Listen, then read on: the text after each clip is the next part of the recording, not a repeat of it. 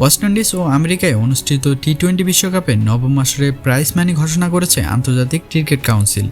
এবারে ঘোষিত prize money হার মানিয়েছে বিগত সকল আসরগুলোকে।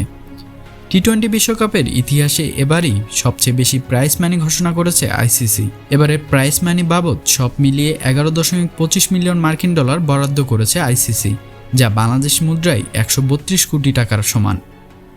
এবার চ্যাম্পিয়ন দল পাবে 2.45 মিলিয়ন মার্কিন ডলার, যা বাংলাদেশি মুদ্রায় প্রায় 29 কোটি টাকা। রানার্স আপ দলের তহবিলে ঢুকবে 1.28 মার্কিন ডলার, যা বাংলাদেশি মুদ্রায় প্রায় 15 কোটি টাকা।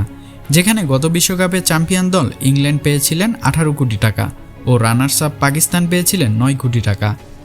সেমিফাইনালে উঠতে পারলে বড় অঙ্কের টাকা পাবে দলগুলো।